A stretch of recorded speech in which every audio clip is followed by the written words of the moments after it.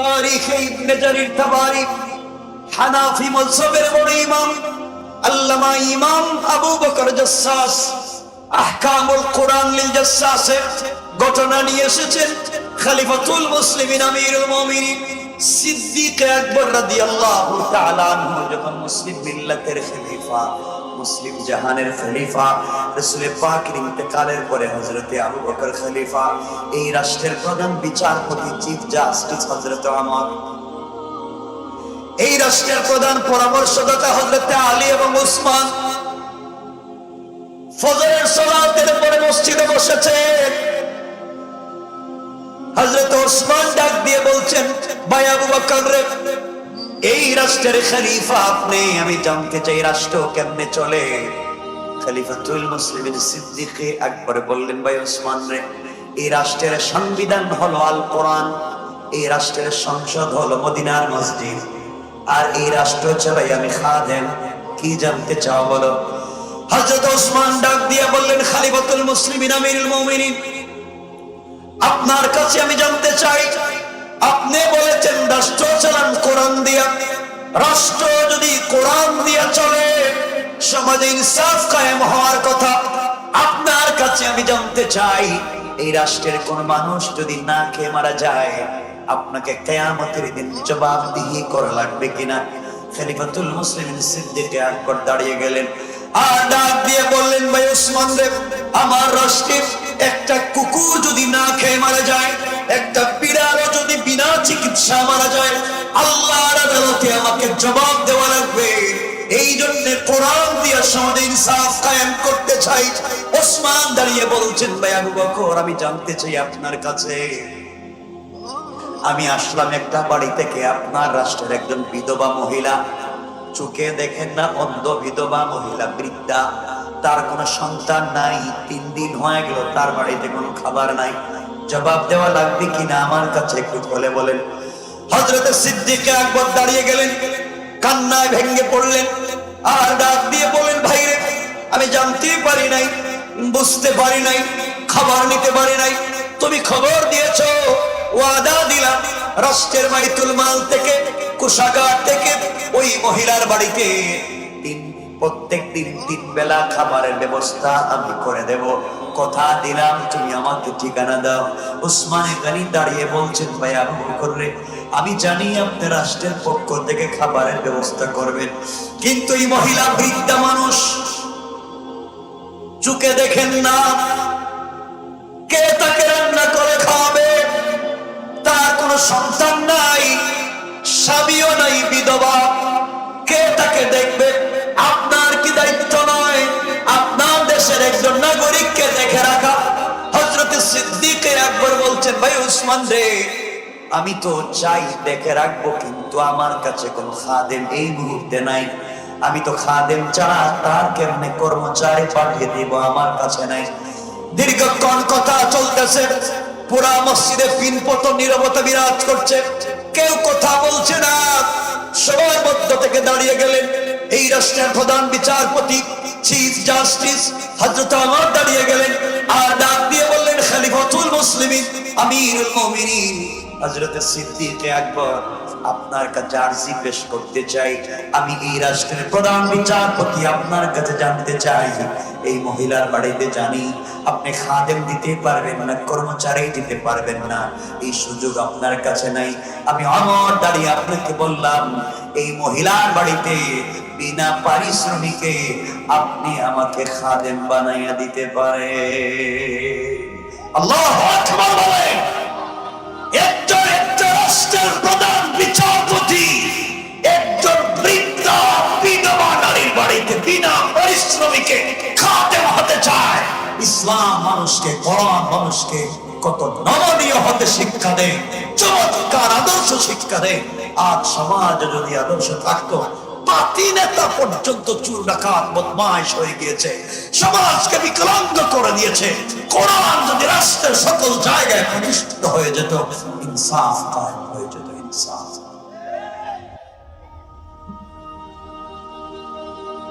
আমার মুসলমান বন্ধুগণ, এবার সিদ্দিক আকবর বললেন, ভাই ওমর রে, আপনি যদি বলেন এই মহিলার বাড়িতে আপনি কাজ করবেন, বিনা পারিশ্রমিকে খিদমত করবেন, আমি জানতে চাই, কথাগুলা দিল দিয়ে শুনেন, জানতে চাই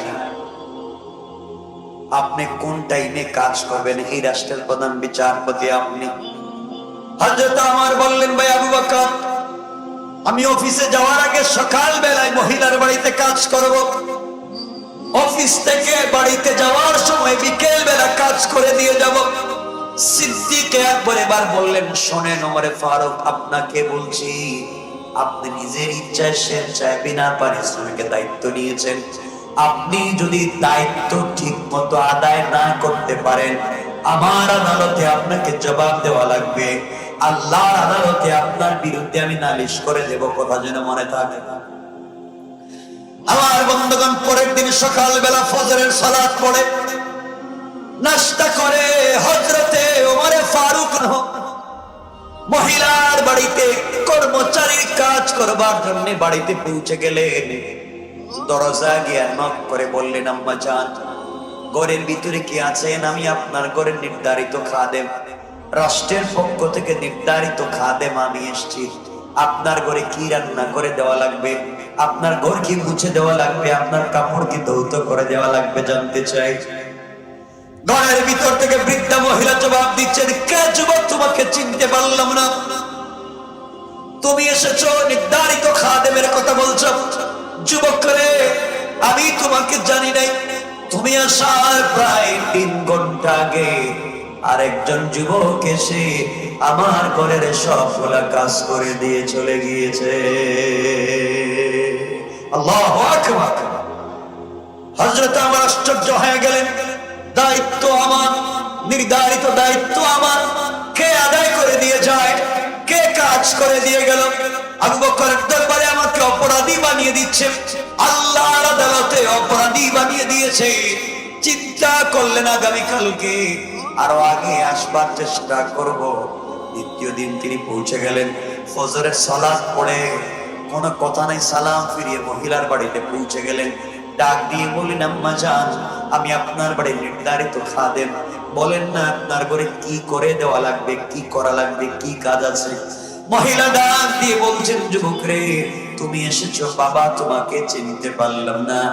আজ তুমি আসার প্রায় 2 ঘন্টা আগে আরেকজন যুবক এসে আমার ঘরের সবগুলা কাজ করে দিয়ে চলে গিয়েছে। পড়েন সুবহানাল্লাহ। আমার তো আর গরম হয়ে গেলেন, ব্যাপার কি? 2 দিন, প্রথম দিনেই কাজ করতে পারলাম না। চিন্তা করলেন আগামীকালকে ফজরের নামাজের আগে পৌঁছে যাব, কাজ করে সে ফজরের সালাত পড়ব।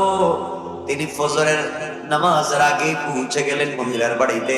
3 নাম্বার দিনকে ডাক দিয়ে বলছেন, আম্মা জান, আমি আপনার বাড়ির নির্ধারিত খাদেম, বলেন না কি করা লাগবে, রান্না করা লাগবে কিনা, আপনার খাবার দেওয়া লাগবে কিনা? মহিলা জবাব দিচ্ছেন, যুবককে, তুমি 3য় দিন এসেছো বাবা, তোমাকে চিনতে পারলাম না।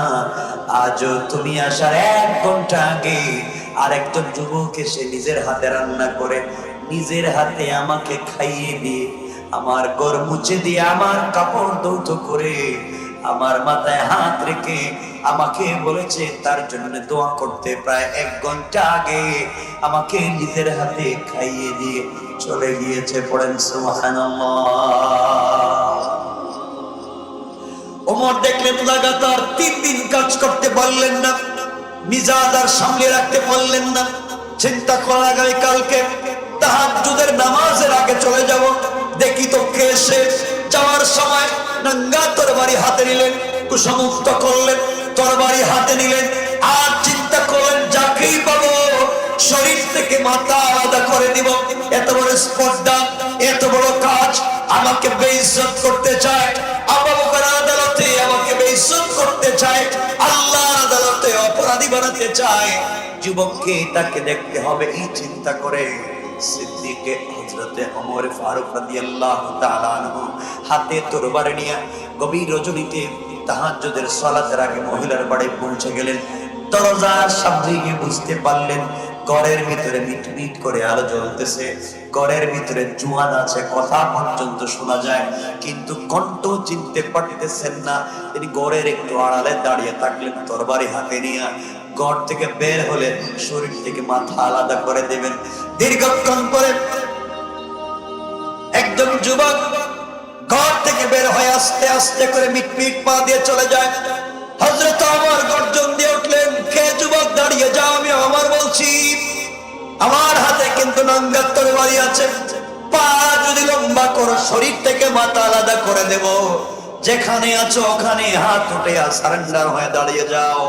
ওমরের কথা শুনে আগন্তুক দাঁড়িয়ে গেলেন, হাত উপর দিকে উঠাইয়া জায়গায় দাঁড়িয়ে সারেন্ডার হয়ে গেলেন। হযরত ওমর তো থরথর করে রাগে কাঁপতেছে, আস্তে আস্তে করে কাছে পৌঁছে গেলেন। সামনে গিয়া সারেন্ডার হয়ে যিনি দাঁড়িয়েছেন তার চেহারার দিকে তাকিয়ে নিজেকে সামলিয়ে রাখতে পারলেন না, আর সহ্য করতে পারলেন না, চিৎকার করে কান্না শুরু করে দিলেন। ঠাস করে হাতে অস্ত্র ফেলে দিয়েছেন, হাউমাউ করে কাঁদতেছে। তাকাইয়া দেখলেন তিনি আর কেউ না, এই রাষ্ট্রের আর কেউ না, তিনি হলেন এই রাষ্ট্রের খলিফা হযরতে আবু বকর। আল্লাহু আকবার। কাঁদতে লাগলেন আর বললেন, আবু বকর ভাই রে, তুমি এই রাষ্ট্রের খলিফা, তুমি আমাকে দায়িত্ব দিয়েছো, কেন তুমি এই বাড়িতে আসো, 3 দিন পর্যন্ত কাজ করে দিয়ে তুমি যাও, এই কাজ না আমাকে দায়িত্ব দিয়েছিলা, বলো না তুমি কেন করে যাও? সিদ্দিক আকবর জবাব দিলেন, ভাই ওমর রে, আল্লাহ পাক তোমার আগে আমাকে খলিফা বানিয়েছেন, এর অর্থ হলো তোমার আগে আমাকে জবাব দেওয়া লাগবে। রব বলেছেন, ফামান ইয়ামাল মিসকালা যাররাতিন খায়রান ইয়ারা ওয়া মান ইয়ামাল মিসকালা যাররাতিন শাররান ইয়ারা। সরিষার দানা পরিমাণ ভালো আমল খারাপ আমল করলে জবাব দেওয়া লাগবে। আমি চিন্তা করলাম 3 দিন পর্যন্ত মহিলার বাড়িতে আমি খিদমত করতেছি, আর চিন্তা করলাম আমি কি অপরাধ করেছি। রাত্র যখন হয়ে যায়, আল্লাহর আদালতে জবাবদিহিতার ভয় যখন আমার ভিতরে ঢুকে যায়, বিছানায় পিঠ লাগে না। আমি চিন্তায় পড়ে যে ওমরকে দায়িত্ব দিয়েছি ঠিক মতো আদায় করলো কিনা, আদায় না করলে আল্লাহর আদালতে আমাকে জবাবদিহি করা লাগবে। এই জন্য বাইরে আল্লাহর আদালতে জবাবদিহিতার ভয় যখন ঢুকে যায়, আমি ঘুমাতে পারি না। ওই মহিলার বাড়িতে দৌড়ে আসি, নিজের হাত দিয়ে কাজ করে দিয়ে যাই। এমন সময় হযরত ওমর সিদ্দিক আকবরের পায়ের দিকে তাকালেন, তাকিয়ে দেখেন পায়ের মধ্যে কোনো জুতা নাই। ডাক দিয়ে বললেন, খলিফা, আপনি এই রাষ্ট্রের খলিফা, এই রাষ্ট্রের প্রধান প্রেসিডেন্ট, আপনি, আপনার পায়ে জুতা নাই কেন? গভীর রাত্রে জুতা ছাড়া ঘুরেন কেন শক্ত মাটিতে, পাথরের রাস্তায়? সিদ্দিক আকবর জবাব দিলেন, ভাই ওমর রে, আমার টাকা নাই, গরিব মানুষ, কোথায় পাবো চামড়ার জুতা কিনবার মতো টাকা নাই। আমি তো কাঠের জুতা পরি, খড়মের জুতা পরি, শক্ত জায়গায় হাঁটলে খটখট করে আওয়াজ হয়ে যায়। আমি যখন কাজ করতে আসবো, আমি শ্রমিক, আমি এই ঘরের কাজ করার জন্য আসবো। আমার পায়ের জুতার শব্দ শুনে হয়তো কোনো আবিদের ইবাদতে বিঘ্ন ঘটবে, হয়তো কোনো অসুস্থ মানুষ ঘুমিয়েছিল, ঘুম থেকে উঠে যাবে। এই চিন্তা করে আমি সিদ্দিক আকবর পায়ের জুতা দেই না। আল্লাহু আকবার বলেন। তাদের কাছে কোরআন ছিল, কোরআন তাদেরকে কেমনে পরিবর্তন করে দিল। এই জন্য আল্লাহ রাব্বুল ইজ্জত ওয়াল জালাল কোরআনে কারীমের 13 নম্বর পর 14 নম্বর সূরা ইব্রাহিমের প্রথম আয়াতে বললেন, আলিফ লাম রা, কিতাবুন আনজালনাহু ইলাইকা লিতুখরিজান নাসা মিনাজ যুলুমাতি ইলান নূর। আল্লাহ বললেন, বান্দারে, সমাজের যেই জায়গায় তোমরা অন্ধকার দেখবে, অন্যায় অনাচার দেখবে, ওই জায়গায় আমার কোরআন নামক লাইট যদি ফিটিং করে দিতে পারো, লাগিয়ে দিতে পারো, সমাজের কোন জায়গায় অন্ধকার থাকবে না, আলোকিত করে দিবেন স্বয়ং আল্লাহ। কোন সুবহানাল্লাহ। ওয়া নাহনু আলা যালিকা মিনাশ الشاهدين والشاكرين والحمد لله رب العالمين. اللهم صل على محمد وعلى آل محمد كما صليت على إبراهيم وعلى آل إبراهيم إنك حميد مجيد. اللهم بارك على محمد وعلى آل محمد كما باركت على إبراهيم وعلى آل إبراهيم إنك حميد مجيد. الحمد لله. ঐতিহ্যবাহী ঢাকার ঐতিহ্যবাহী কেরানীগঞ্জের ঐতিহ্যবাহী দ্বীনি বিদ্যাপীঠ জামিয়া আরাবিয়া মদিনাতুল উলুম খাড়াকান্দি মাদ্রাসার 30তম বাৎসরিক ওয়াজ ও দোয়া মাহফিল 2022 এই 3 দিন ব্যাপী ইসলামী মহাসম্মেলনের সমাপনী রজনী সমাপনী অধিবেশনে উপস্থিত হযরত বুজুর্গ উলামায়ে কেরাম মুরব্বিয়ানে আযম পর্দার অন্তরালে অবস্থানরত আমার সম্মানিত শ্রদ্ধেয় মা ও বোনেরা, বিশেষ করে আগামী দিনের জাতির দিকপাল, ভবিষ্যৎ জীবনের জাতির কান্ডারি, যুগে যুগে যারা আল্লাহর জমিনে আল্লাহর দ্বীন কায়েমের আন্দোলন করতে গিয়ে বুকের পবিত্রতা রক্ত ঢেলে আল্লাহর জমিনে আল্লাহর দ্বীন কায়েম করেছে, ইসলামী আন্দোলন করে ইসলাম নামক বৃক্ষকে আল্লাহর জমিনে প্রতিষ্ঠা করবার আমরণ সংগ্রাম চালিয়ে যাচ্ছে আমার কলিজার টুকরা প্রাণের ছোঁয়াপন ছাত্র তরুণ যুবক বন্ধুগণ। আলোচনার শুরুতেই আমার পক্ষ থেকে সকলকে আন্তরিক মোবারকবাদ শুভেচ্ছা জানিয়ে আল্লাহ পাক রব্বুল ইজ্জত ওয়াল জালালের শাহী দরবারে শুকরগুজার হচ্ছি যে আল্লাহ আজকের এই মোবারক দ্বীনি জলসায় আমাদেরকে একত্রিত করেছেন। সবটুকুন ভালোবাসা আবেগ শ্রদ্ধাকে উজাড় করে শুকরগুজার হচ্ছি। সকলে আওয়াজ করে পড়ছি আলহামদুলিল্লাহ। যারাই এসেছি যারাই আছি এখন অনেক রাত হয়ে গিয়েছে, আসলে আমি যে কথা বলবো নসিহত করবো এটা ভুলেও চিন্তা করা যাবে না। এখানে নসিহত করেছেন, দোয়া দিয়েছেন এই জনপদের বুজুর্গ আলেম শেখুল ইসলাম আল্লামা তাকি ওসমানী দামাত বারাকাতুহুমের সুযোগ্য খাস শাগরিদ রশিদ, এই জনপদের বুজুর্গ আলেম আল্লামা মুফতি বুরহানুদ্দিন রব্বানী দামাত বারাকাতুহুল আলিয়া হুজুর নসিহত করেছেন, দোয়া দিয়েছেন।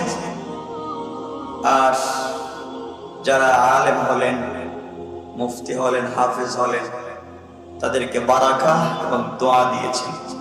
এরপরে আমি এখানে যে কথা বলবো এটার তো কোনো সুযোগই নেই। আমি কিছু মুযাকারা করবো। মুযাকারা যারা আরবি ব্যাকরণ বুঝেন, মুযাকারা হচ্ছে বাবে মুফআলার সিগা, এর খাসিয়ত হচ্ছে মুশারাকাত ওয়া শিরকাত। এর অর্থ হচ্ছে আমি কিছু কথা বলবো, আপনারা আমার সাথে কিছু কথা বলবেন, এর মধ্য দিয়ে কিছু সময় চলে যাবে। আল্লাহ চাহে সময়টাকে কবুল করে আমাদেরকে মাফ করে দিবেন। সকলে পড়েন আমিন। খুব বেশি কথা নয়, কথা সব শেষ। আমি এসেছি শুধুমাত্র কেবলমাত্র দোয়া নিতে। আমাদের অনেক দোয়ার দরকার, চলবার পথে দোয়া নিতে এসেছি। এই দোয়া নেওয়ার জন্যই বসেছি এখানে। কোরআনে কারীমের 19 নম্বর পারা 25 নম্বর সূরা সূরা আল ফুরকানের 65 নম্বর আয়াত থেকে কিছু তেলাওয়াত করেছি। আল্লাহ রাব্বুল ইজ্জত ওয়াল জালাল এখানে যে কথাগুলো বলেছেন আমরা সংক্ষেপে কথাগুলো আলোচনা করে আলোচনা শেষ করব। যেহেতু কথা বলার মতো এত রাত হয়ে গিয়েছে, আপনাদেরকে কষ্ট দেওয়া যায় না। দীর্ঘ 3 দিন পর্যন্ত কথা হয়েছে এখানে। কয়েক মিনিট বসবেন তো ইনশাআল্লাহ? যারা আছেন বসবেন তো ইনশাআল্লাহ? যদি সুযোগ থাকে, আমি বলছি আবার, যদি সুযোগ থাকে কাছে আসবার মতো, যদি সুযোগ থাকে কাছে আসবার মতো, যারা অনেক দূরে দূরে আছে, সুযোগ থাকলে একটু কাছে আসে, কাছাকাছি, খুব বেশি কথা হবে না, কাছে আসে।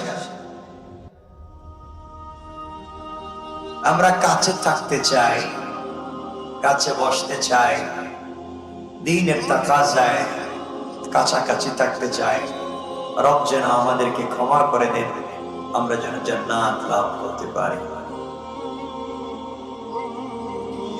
আমার বন্ধুগণ, আজকে সমাজ বিষাক্ত, সমাজের কোথাও দিন নাই।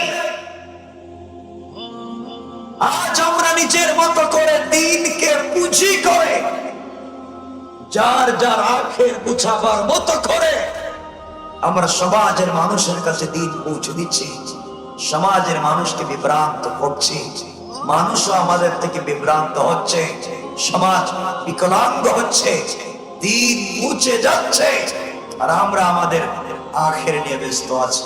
মনে রাখবেন, এই সমাজ, এই দুনিয়া সব যার যার জায়গায় যেভাবে আছে, হয়তো এখনকার চাইতে আগামীতে আরো ভালো থাকবে, সময় আরো সুন্দর হবে, সব অবকাঠামো আরো ভালো হবে, সব থাকবে, থাকবো না শুধু আমি আর আপনি। কথা কি বুঝতে পেরেছেন? এজন্যে খুব বেশি কথা নয়, আমরা সংক্ষেপ কিছু কথা শুনবো ইনশাআল্লাহ। আমার মুসলমান বন্ধুগণ, গভীর মনোযোগ।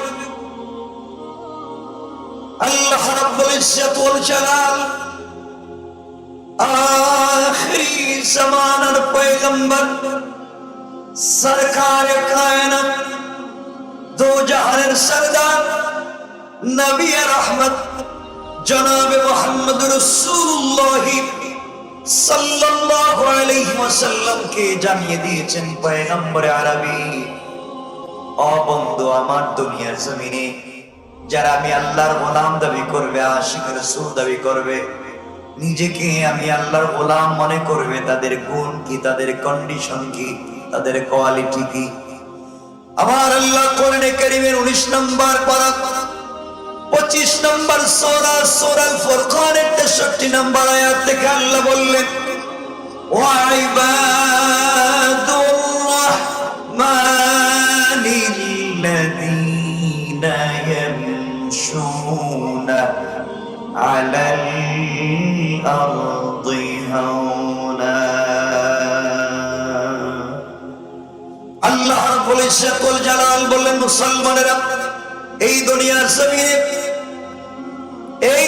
জমিনে যারা নিজেকে আমি আল্লাহর গোলাম দাবি করবে, আশিক রাসূল দাবি করবে, এই দুনিয়ার জমিনে যারা নিজেকে আমি আল্লাহর গোলাম মনে করবে, আমি আল্লাহর গোলাম বলে সমাজ দাবি করবে, আল্লাহ রাব্বুল ইজ্জত ওয়াল জালাল বললেন, দুনিয়ার জমিনে যারা আমি আল্লাহর গোলাম হিসেবে স্বীকৃতি চায়, আমি আল্লাহর গোলামের 1 নম্বর গুণ হলো, আমার গোলাম দুনিয়ার জমিনে কোনদিন অহংকার করতে পারে না।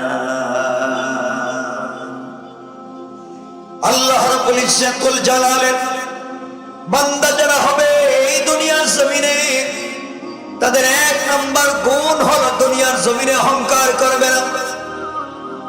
সুতরাং আল্লাহ যাদেরকে আলিম বানিয়েছেন, শেখুল হাদিস বানিয়েছেন, মুফতি মুহাদ্দিস বানিয়েছেন, খতিব বানিয়েছেন, ইউনিভার্সিটি লেকচার বানিয়েছেন, কলেজের অধ্যক্ষ অধ্যাপক প্রফেসর বানিয়েছেন, আল্লাহ আপনাদেরকে জ্ঞানী বানিয়েছেন, আপনারা জ্ঞানের কারণে দুনিয়ার জমিনে অহংকার করবেন না।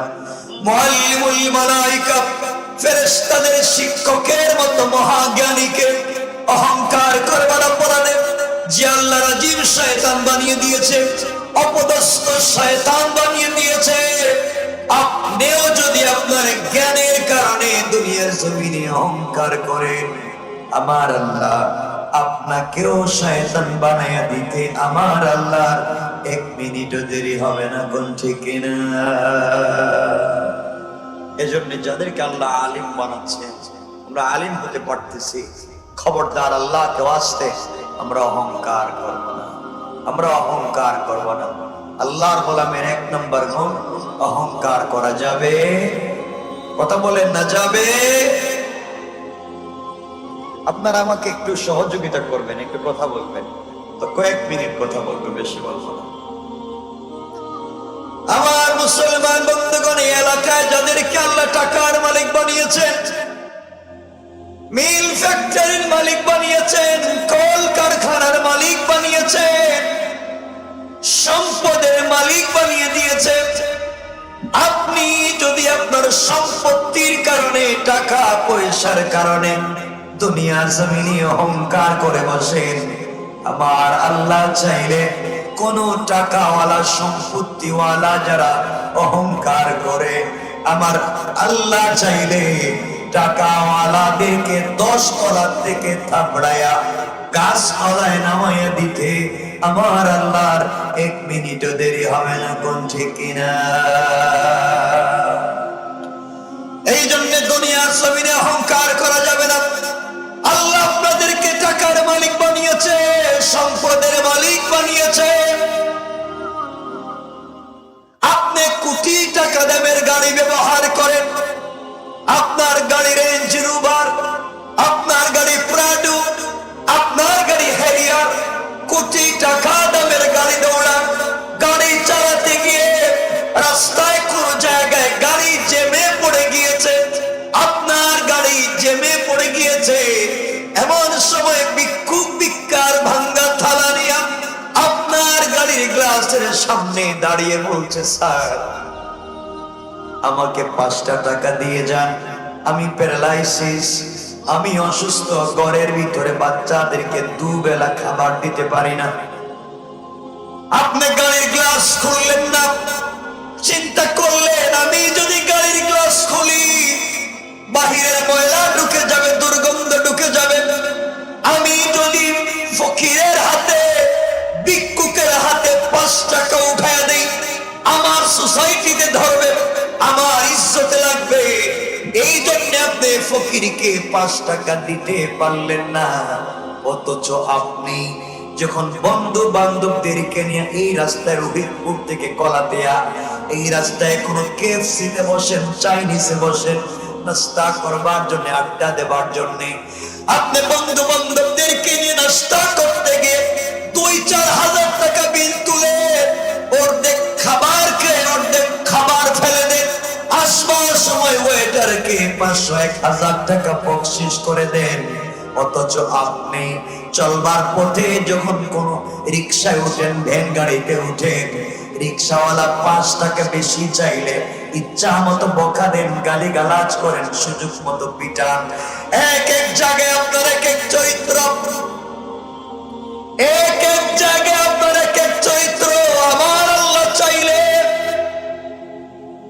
ভিক্ষুকের হাত থেকে ভিক্ষার ভাঙ্গা থালা ফেলে দিয়া, সুন্দর জামা কাপড় পরাইয়া, কোটি টাকা দামের প্রাইভেটে বসাইয়া, তোমার মতো টাকাওয়ালাদেরকে গাড়ি থেকে বের করে ছেঁড়া কাপড় পরাইয়া, ফকিরের মতো রাস্তায় দাঁড় করাইয়া দিতে আমার আল্লাহর 1 মিনিটও দেরি হবে না, কোন ঠিক কিনা?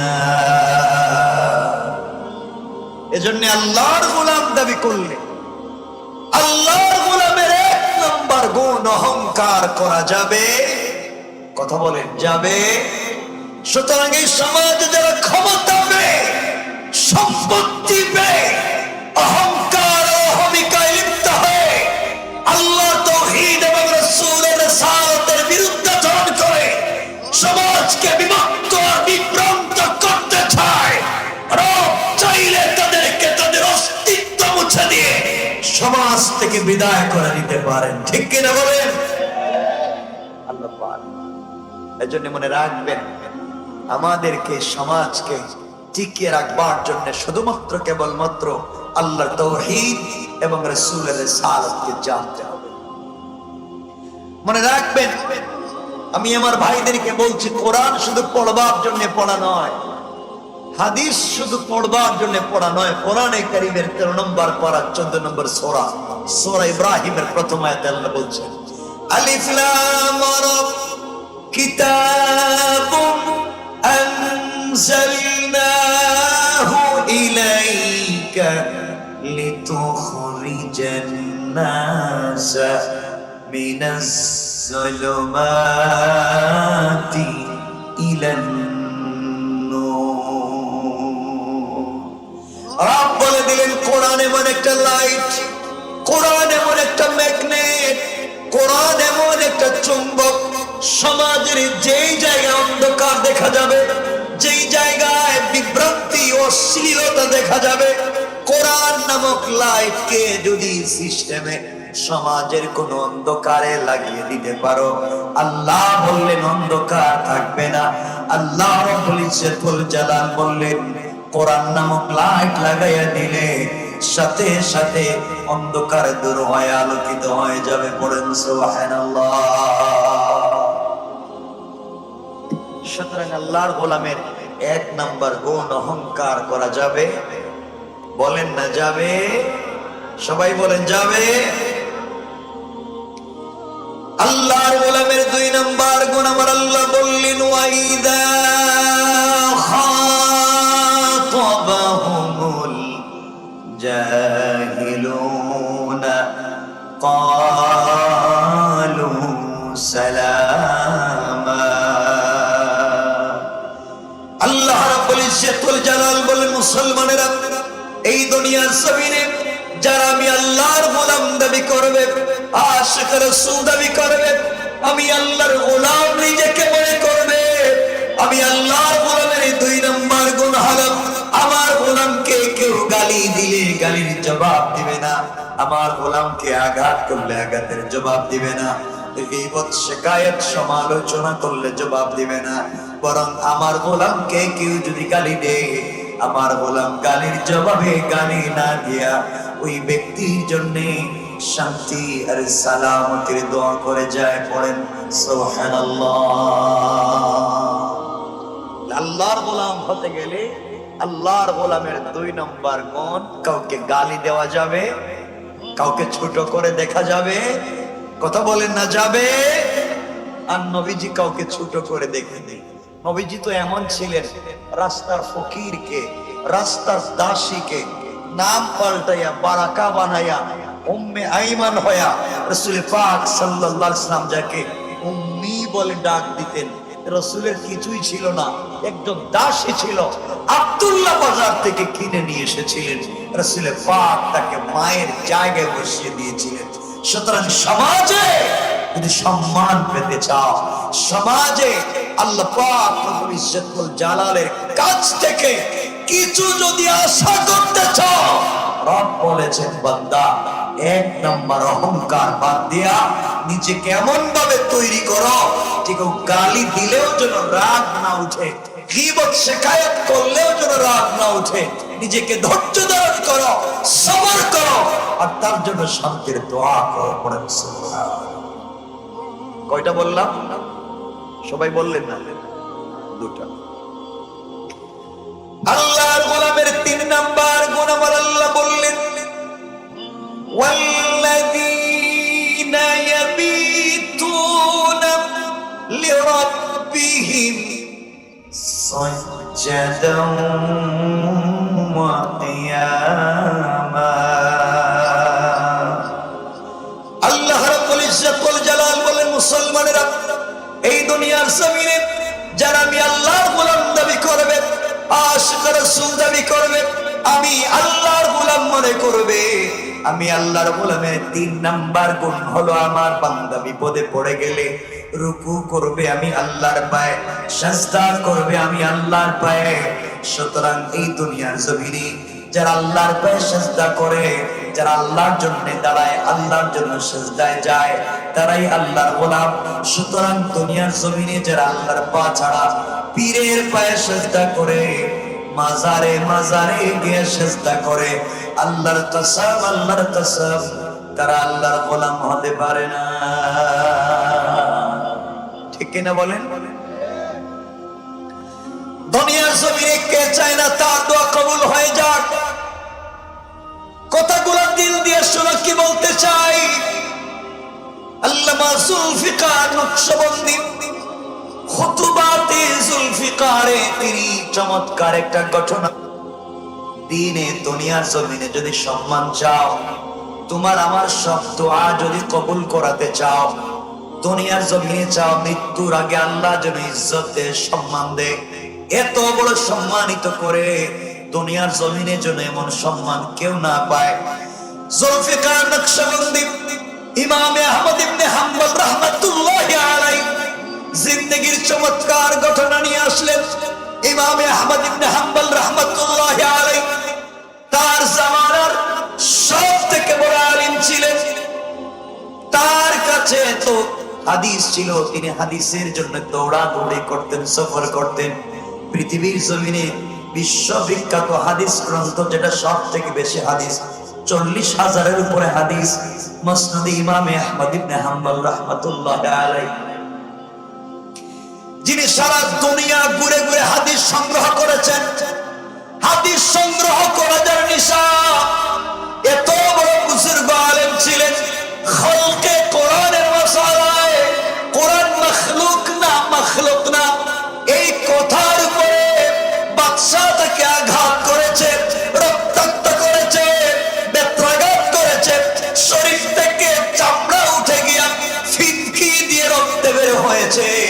ইমামে আহমদ ইবনে হাম্বল রাহমাতুল্লাহি আলাইহি কোরআন মখলুক স্বীকার করতে চাইলেন না।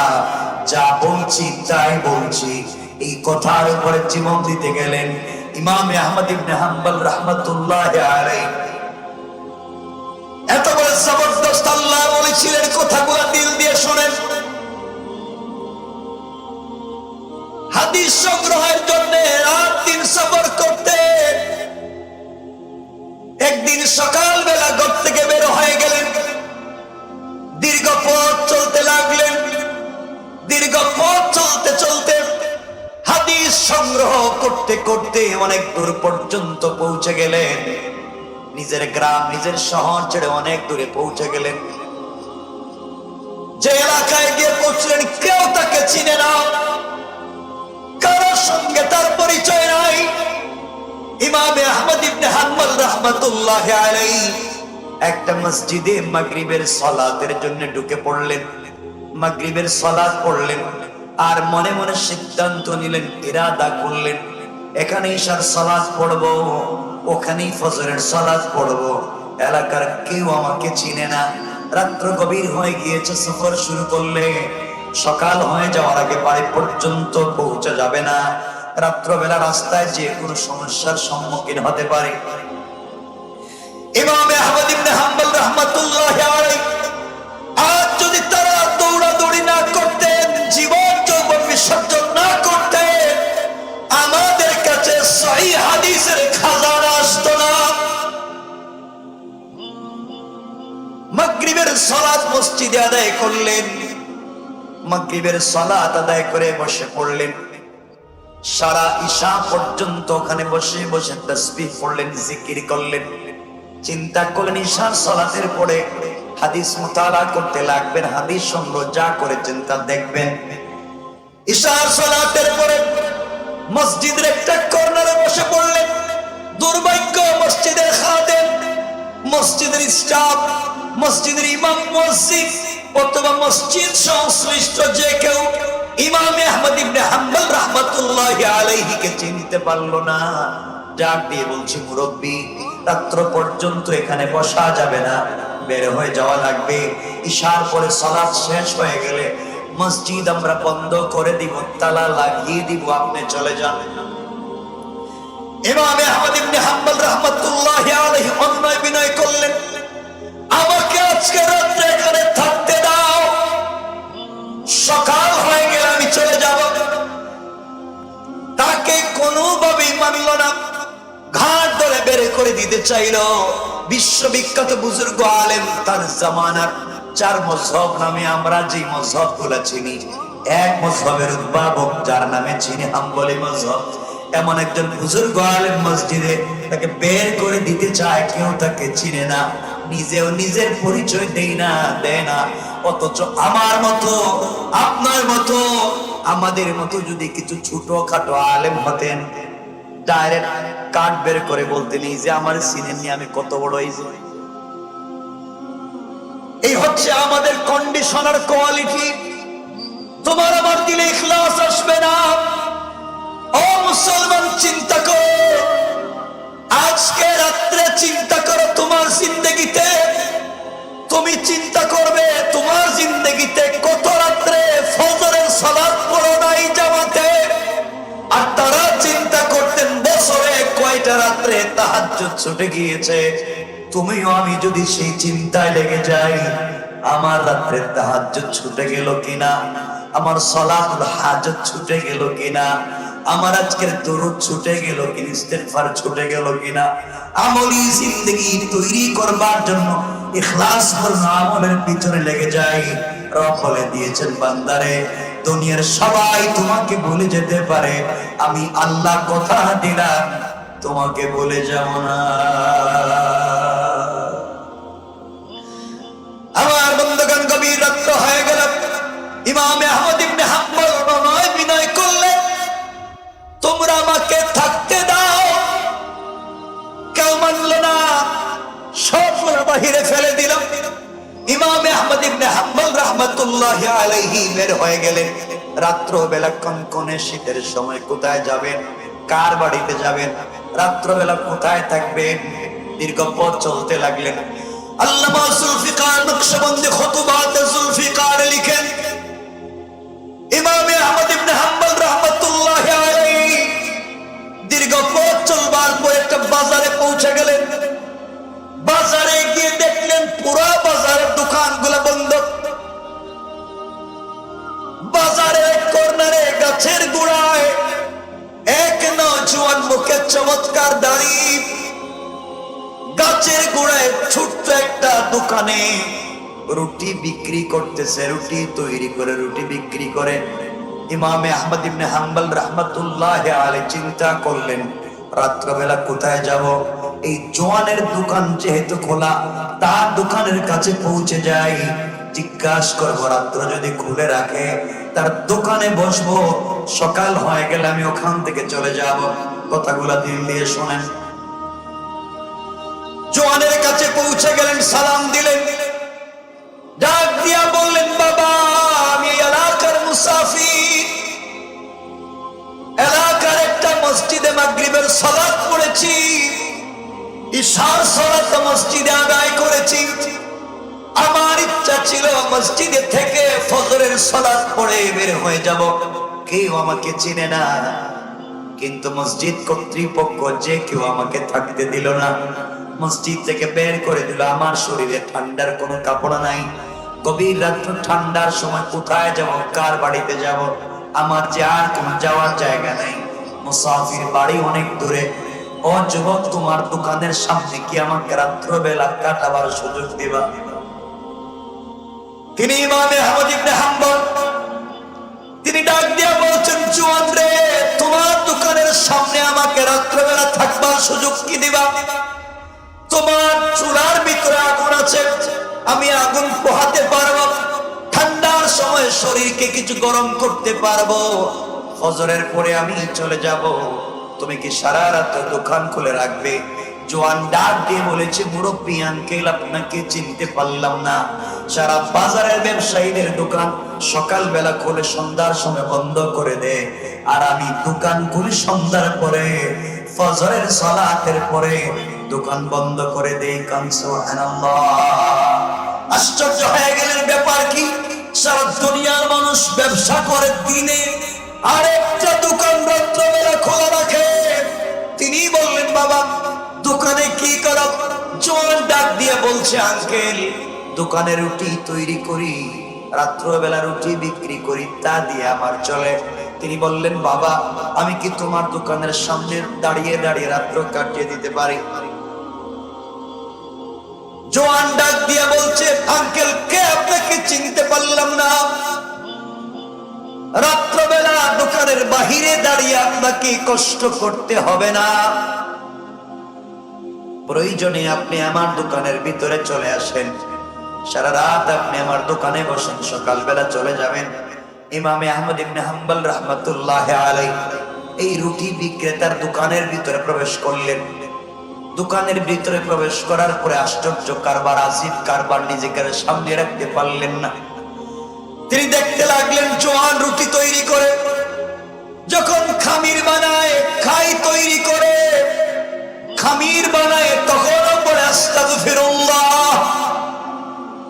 রুটি তৈরি করার জন্য বল বানায়, পড়ে আস্তাগফিরুল্লাহ। রুটি তৈরি হয়ে যাওয়ার পরে পড়ে আস্তাগফিরুল্লাহ। রুটি তৈরি হয়ে গেলে চুলায় দিয়ে দেয়, পড়ে আস্তাগফিরুল্লাহ।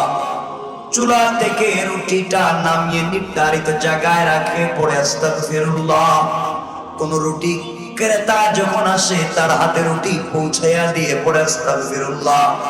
ওই বেচারা যখন টাকা দেয়, টাকা হাতে নিয়ে পড়ে আস্তাগফিরুল্লাহ। টাকা রেখে দেয়, টাকা রেখে দিয়ে পড়ে আস্তাগফিরুল্লাহ। তিনি আশ্চর্য হয়ে গেলেন, জোয়ানের ব্যাপার কি? সে শুধু আস্তাগফিরুল্লাহ আস্তাগফিরুল্লাহ বলে কেন? বাইরে ইনসাফ সমাজে কায়েম করে দাও, ইনসাফ কায়েম করো, রব তোমার উপর ইনসাফ কায়েম করবে। ও জোয়ান, তোমাদেরকে আমি বলছি, আমি তোমাদের মতো জোয়ান। ছোট্ট কোনো আমলকে ছোট্ট মনে করো না।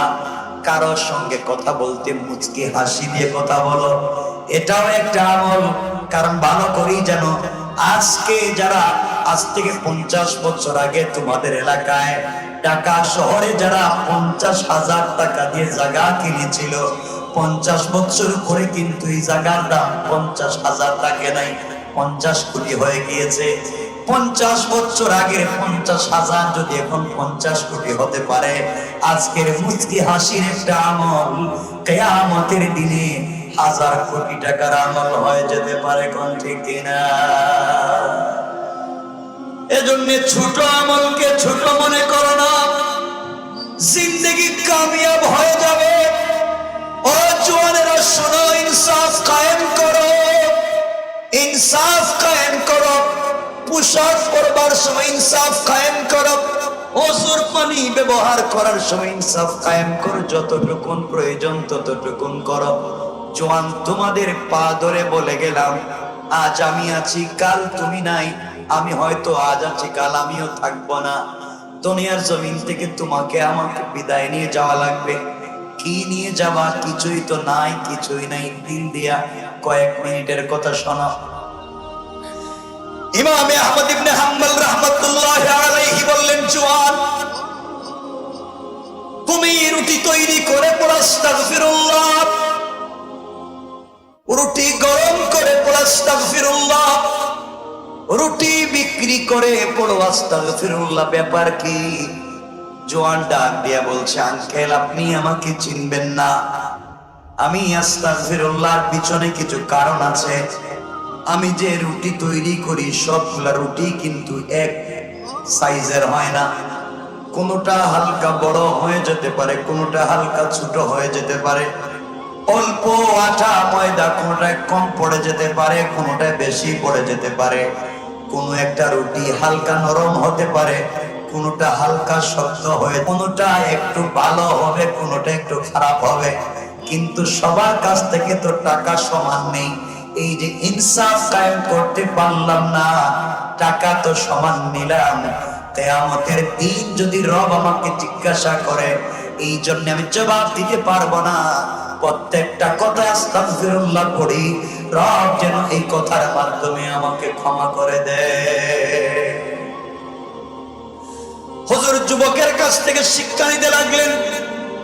ডাক দিয়া বললেন, যুবক বলো, কত বছর থেকে তোমার ব্যবসা? এবার জওয়ান দাঁড়িয়ে গিয়েছে, ইমামে আহমদ ইবনে হাম্বলের হাত ধরেছে আর বলেছে, আঙ্কেল, তাহলে শুনেন, 32 বছর থেকে রুটির ব্যবসা করি। রাত্রবেলা পাবলিক আছে, আমি রুটি বিক্রি করে দেই।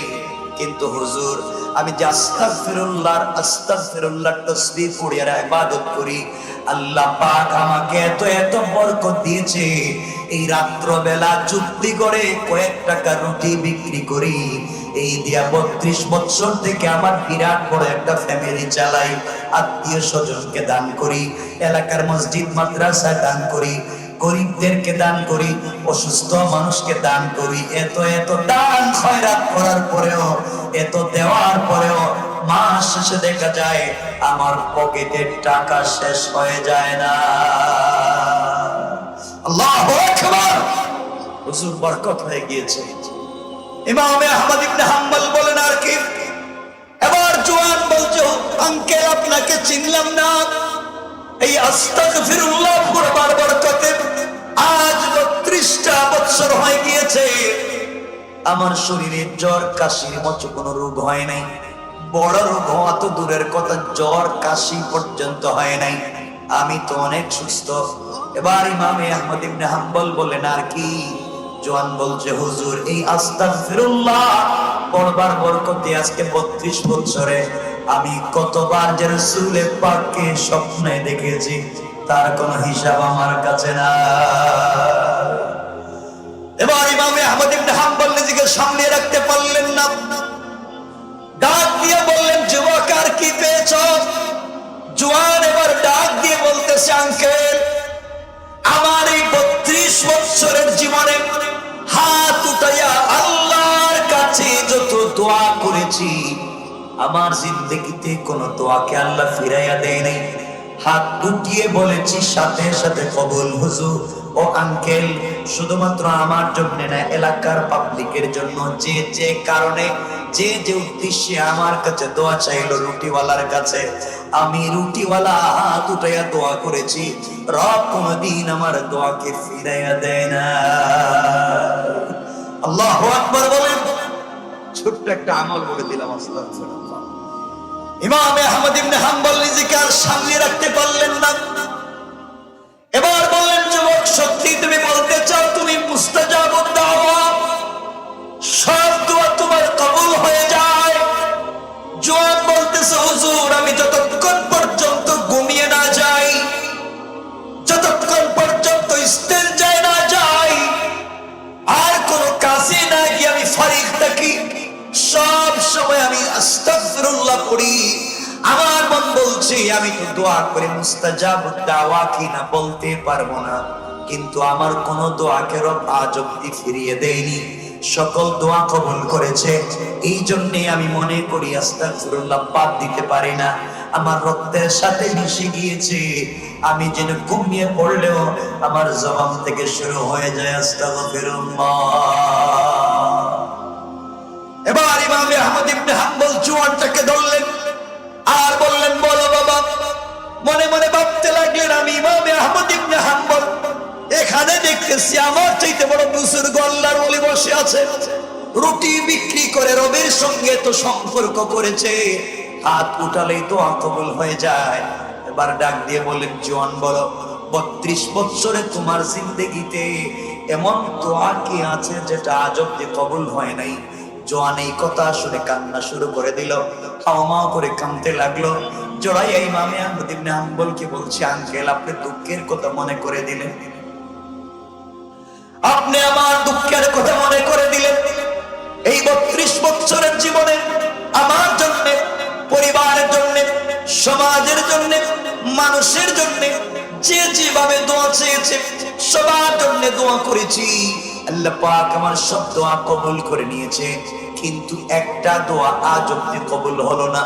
এত 32টা বছর থেকে বলতেই আছি রব কেন জানি আমার এই দোয়াটাকে কবুল করলো না। ইমামে আহমদ ইবনে হাম্বল আশ্চর্য হ্যাঁ বললেন জওয়ান বলো তো তোমার কোন দোয়াটা কবুল হলো না? এবার যুবক বলছে আঙ্কেল আমি আল্লাহর কাছে এত বছর থেকে বলছি আল্লাহ এই জামানার সব থেকে বড় আলিম, এই জামানার সব থেকে বড় মুহাদ্দিস ইমামে আহমদ ইবনে হাম্বলের সঙ্গে আমাকে দেখা করাইয়া দাও, আমি ওনার চেহারা দেখতে চাই, ওনার কাছ থেকে দোয়া নিতে চাই।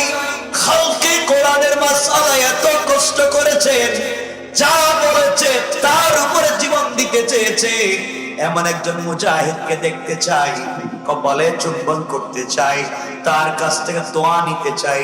কিন্তু মুরব্বী কি বলবো, আজকে 32টা বছর হয়ে গেল, সব দোয়া আল্লাহ কবুল করে, আমার এই দোয়া কবুল করে না।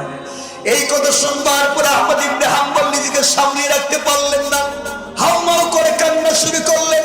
যুবকটাকে জড়িয়ে ধরলেন আর বললেন, বাবারে, তোমার দোয়া শুধু রব কবুল করেছে তা না, বরং ইমামে আহমদ ইবনে হাম্বলকে বাড়ি থেকে বের করে দীর্ঘ 12টা ঘন্টা সফর করাইয়া একটা মসজিদে মাগরিবের নামাজ পড়াইয়া ইশার সালাত মসজিদে পড়াইয়া কমিটি দিয়া মসজিদ থেকে বাইর করাইয়া সারা রাত ঠান্ডার মধ্যে হাঁটাইয়া তোমার দোকানে দাঁড় করাইয়া বলছে, ইমামে আহমদ ইবনে হাম্বল রে, তুমিও নিজের জন্য রুটিওয়ালার কাছ থেকে দোয়া চাও। আল্লাহু আকবার বলে, তুমি যে ইমামে আহমদ ইবনে হাম্বলকে খুঁজছো, আমি সেই ইমামে আহমদ ইবনে হাম্বল। আমার মুসলমান বন্ধুগণ, যে কথা বলতে চাইলাম, লম্বা ইতিহাস, লম্বা ঘটনা। আল্লামা জুলফিকার নকশবন্দি অনেক লম্বা করে আর বহুত কথা বলেছেন, সেদিকে যেতে চাই না। জোয়ান ইস্তেগফার করলে শুধু আস্তাগফিরুল্লাহ, আস্তাগফিরুল্লাহ, আস্তাগফিরুল্লাহ, এই আমলের কারণে এত বড় বরকত পেয়েছে। আজ যদি আমরা আল্লাহর কদমে সেজদা দিয়া শুধুমাত্র কেবলমাত্র আল্লাহর কাছে চাই, আর আমরা আমাদের জিন্দেগিতে ছোট্ট আমলটা শুরু করে দিই, আমার মন বলছে আমরাও দুনিয়ার জমিনে ঠকবো না। কোন ঠিক কিনা? কষ্ট পাচ্ছেন আমার কথায়? 12টা হচ্ছে, পানিও পড়তেছে, আপনাদের বহুত কষ্ট হচ্ছে। একটু হাত দেখি তো ভাই, কারা কারা কষ্ট পাইতেছে। বুঝতেছি তো রাত্রে বেশি হইতেছে, আমিও আপনাদের মতোই একজন। কষ্ট হচ্ছে আপনাদের? সবার কষ্ট হচ্ছে? কয়েক মিনিট কথা বলা যাবে? কয়েক মিনিট, বেশি বলবো। কষ্ট হচ্ছে না তো? কয়েক মিনিট তো বলতে চাইলাম, ওই জায়গায় এসে কথাগুলো মনে রাখবেন। 1 নাম্বার আমি বলবো এই কথাটা যেখানে রাখলাম, 1 নাম্বার অহংকার করা যাবে না, 2 নাম্বার গালি দেওয়া যাবে না, 3 নাম্বার রুকু সিজদা আল্লাহর পায়ে, 4 নাম্বার গুণ যদি অর্জন করেন, রব তোমাকে মুস্তাজাবুদ দাওয়া বানিয়ে দেবে, যেটা আমার আলোচ্য আয়াত। আমার আল্লাহ বলেন, আমার আলোচ্য আয়াত, ওয়াল্লাযীনা ইয়াকুলুনা রব্বানা সরিফ আন্না আযাব জাহান্নাম ইন্না আযাবাহা কানা গরামা। আল্লাহ রাব্বুল ইজ্জতুল জালাল বললেন, বান্দারে, সাকারাত শুরু হয়ে যাওয়ার আগে, গারগারা শুরু হয়ে যাওয়ার আগে, কবরে চলে যাওয়ার আগে, মালাকুল মউত পৌঁছে যাওয়ার আগে, আসরাইল চলে আসার আগে, আমার যে বান্দা, আমার যে বান্দি, আমি আল্লাহকে পাওয়ার জন্য আমি আল্লাহর দরবারে 2 হাত উঠায়া আমার দেওয়া কপাল আমার পুত্রটির পায়ে লাগিয়ে, আমার দেওয়া চোখ থেকে লোনা জল ছেড়ে দেয়া, আমার দেওয়া জবান দিয়ে আমাকে আল্লাহ বলে যখন ডাক দিবে, আমার বান্দার গুনাহ যদি আসমান জমিনও ভরে যায়, আমি আল্লাহ আমার বান্দার গুনাহগুলোকে মাফ করে জান্নাতি বলে ফয়সালা করে দিতে আমি আল্লাহ 1 মিনিটও দেরি হবে না। পড়েন সুবহানাল্লাহ। জওয়ান, তোমাদেরকে বলছি, আমিও তোমাদের মতোই তো জওয়ান। শোনো, গুনাহ বহুত করেছ, বহুত গুনাহ হয়েছে চলার পথে। জিনা করে ফেলেছ, সুদ খেয়ে ফেলেছ, কবিরা গুনাহ করে ফেলেছ, অনেক নাফরমানি করেছে, তাই তো লজ্জা পাও, আল্লাহর সামনে দাঁড়াতে পারো না, রবকে কিছু মন থেকে বলতে পারো না। রবকে বলবার জায়গাই তো হচ্ছে সেজদা। তুমি কিছু বলতে পারতেছো না রবকে। জওয়ান, তোমাকে বলছে, বাদ দাও, যা হয়েছে তো হয়েছে। গুনাহ হয়েছে তো কি হয়েছে? গুনাহ হয়ে গেছে তো তোমার হয়েছেটা কি? আমার কথা শোনো, রব বলেছেন, বান্দা, কেউ যদি বড় অপরাধ করে, বড় অপরাধী হয়, হয়তো সন্তানকে মা বাপ ত্যায্য পুত্র করে দিতে পারে। আরো বড় অপরাধী হলে টিচার তার স্টুডেন্টকে ক্লাসরুম থেকে বের করে দিতে পারে। আরো বড় অপরাধী হলে কোন পীর তার মুরিদকে খানকা থেকে বের করে দিতে পারে। আরো বড় অপরাধ করলে রাষ্ট্র তার নাগরিককে দেশ থেকে বের করে দিতে পারে। আরো বড় অপরাধ করলে কোন নবী তার উম্মতকে তাড়িয়ে দিতে পারে। ও বান্দা, আমি তো তোকে আমার হাত দিয়ে বানিয়ে রেখেছি। বান্দা, তুই যত অপরাধ কর, আমি তাড়িয়ে তোকে কোথায় দিব? তো যাওয়ার তো আর কোন জায়গা নেই। যেখানে যাবে সব তো আমার, তুই যাবে কোথায়? বান্দা, অপরাধ তো হয়ে গিয়েছে, একটা আমার উপর দিকে হাত উঠা আর আমার কাছে ক্ষমা চা।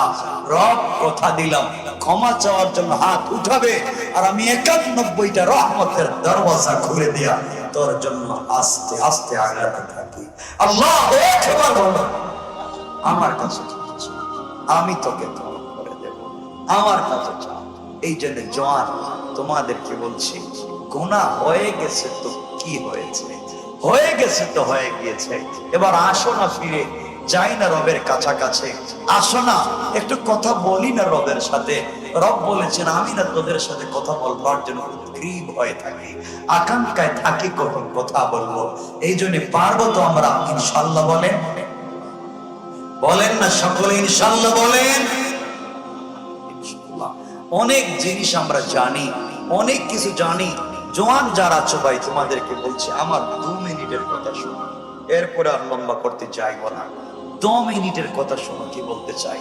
ও জওয়ান, তোমাকে কিছু বললেই বলো ব্যস্ত। কি নিয়ে ব্যস্ত?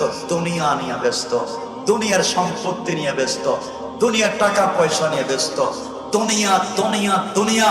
ও যুবক, আসো না তাফসিরে ব্যস্ত, যুবক আসো না ওয়াজে ব্যস্ত, যুবক আসো না মসজিদে ব্যস্ত, যুবক আসো না ভালো কাজ করি ব্যস্ত, যুবক আসো না দ্বীনি মুযাকারা করি ব্যস্ত। আরে তুমি দুনিয়া দুনিয়া বলে ব্যস্ত। তুমি জানো না একদিন দুনিয়া দুনিয়ার জায়গায় পড়ে থাকবে, থাকবো না দুনিয়া আমি। ঠিক কিনা বলেন? জওয়ান তোমাদেরকে বলছি, মুরব্বী বাবা আপনাদেরকে বলছি, এখানে অনেক আছেন, কোটি কোটি টাকার বিজনেস হয়তো আপনার আছে। সারাদিন ব্যবসা করলেন, ব্যবসা করতে গিয়া দোকানের হিসাব রাখলেন, অফিসের হিসাব রাখলেন, ব্যাংকের হিসাব রাখলেন, বউ বাচ্চা কি করতেছে খবর নিলেন, বাচ্চা পড়তে বসছে কিনা খবর নিলেন, ভাই বোন আমেরিকা লন্ডনে থাকলে টেলিফোন দিয়ে খবর নিলেন। দুনিয়ার সব কিছুর টাইম টু টাইম খবর নিয়েছ। যাকে তুমি ভুলে গিয়েছ তার নাম আল্লাহ, তার নাম আল্লাহ। তুমি রবকে ভুলে গেছ। সারাদিন ব্যবসা বাণিজ্য করে, সারাদিন কাজ কাম করে, বিকাল বেলা দোকানে বসেছ, কেশের বাক্স খুলেছ। দোকান আমার, বিজনেস আমার, মার্কেট আমার, ফ্যাক্টরি আমার, ইন্ডাস্ট্রি আমার, টাকা আমার, সম্পত্তি আমার। চিন্তা করে বাক্স খুলেছ টাকা গন্তে, বুকা জানো না হতে পারে তোমার কেশের বাক্সের ভিতরে আজরাইল বসা। আজরাইল আল্লাহকে বলছে, আল্লাহ আমসিকা ওয়াতরুক, ওরে ছাইরা দিব না ধর্ম। ও বলতেছে টাকাটা, ও বলে বিজনেসটা, ও বলে সম্পত্তিটা, রব ছাইরা দিব না ধর্ম, সব তো বলে তার। রব বলে ওর একটা গালে, ওর মুখ কানে একটা গরম থাপ্পড় দে।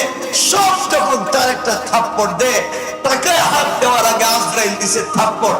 দেখা যায় মাথা ঘামতেছে। ব্যাপার কি?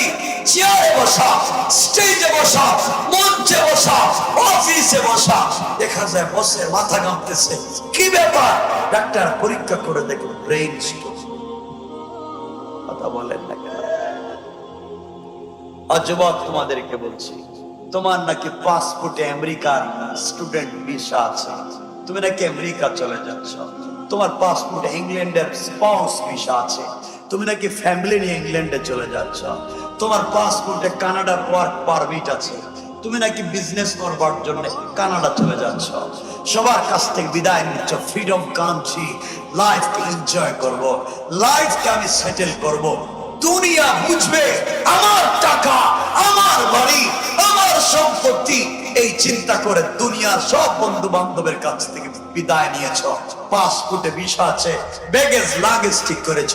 আগামী কালকে দুপুর 2টায় তোমার ফ্লাইট শাহজালাল আন্তর্জাতিক বিমানবন্দর থেকে।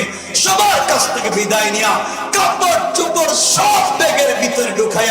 পাসপোর্টটা বালিশের নিচে রাইখা রাত্রবেলা ঘুমাইছো, জোয়ান জানো না হতে পারে তোমার বালিশের নিচে আজরাইল বসা। ঠিক কিনা বলে? আজরাইল বলছে আল্লাহ, ও বলছে পাসপোর্টের ভিসা নাকি তার আগামীকালকে চলে যাইব। সবাইরে তো টাইম টু টাইম খবর নিয়েছে, কত মানুষের কাছ থেকে বিদায় নিল, একটা বার তোমার কাছ থেকে বিদায় নিল না, একটা বার তোমাকে বললো না রব যাই তুমি আমাকে ভালো রাখো, কিছুই বললো না।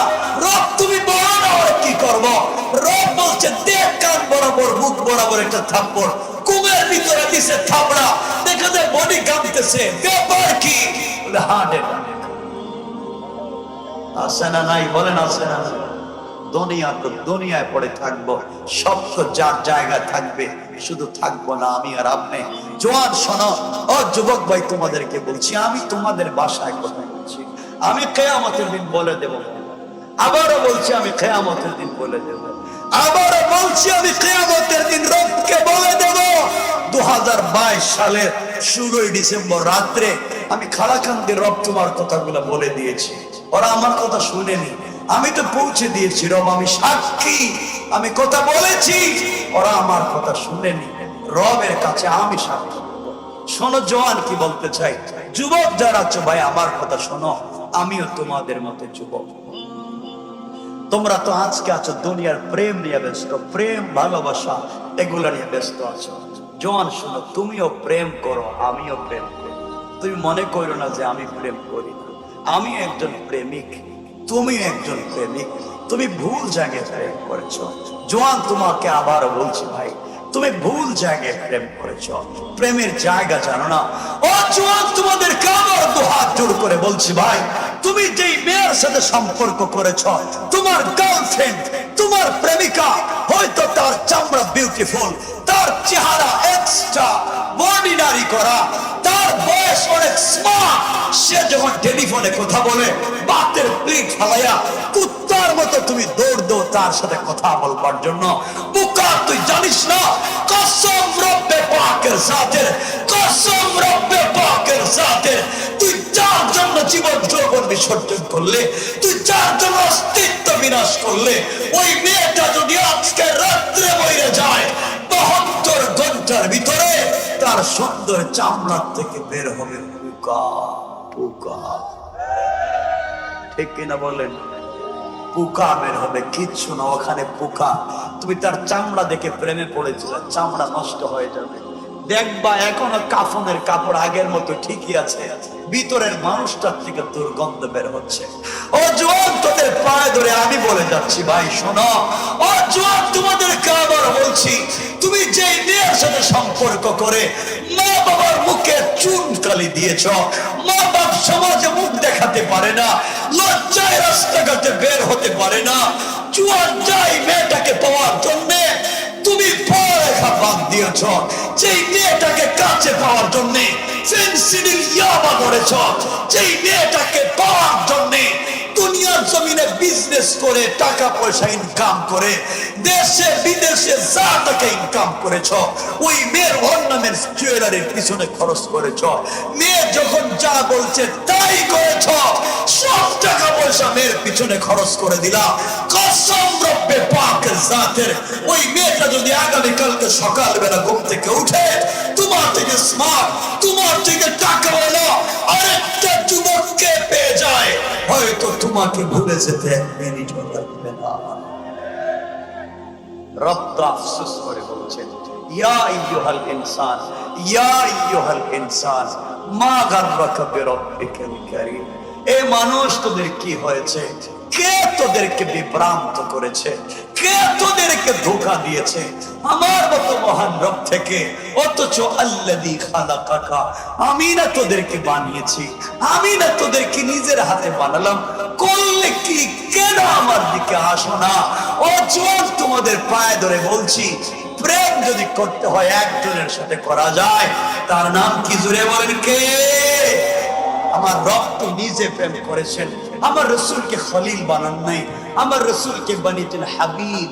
হাবিব তার কলিজার টুকরা প্রেমিক বন্ধু, খলিলুল্লাহ বানায় নাই, হাবিব বানিয়েছে কলিজার টুকরা প্রেমিক বন্ধু। প্রেম করে দেশ শুধু নেয় না, তার নাম হাবিব। ভালোবেসে দে শুধু নেয় না, তার নাম হাবিব। রক্ত আমার রসুলের সাথে প্রেম করেছেন, আমার রসুলকে তো কলিজা দিয়া ভালোবেসেছেন। ভালোবাসতে বাসতে তার প্রেমিককে কাছে ডেকে নিয়েছেন।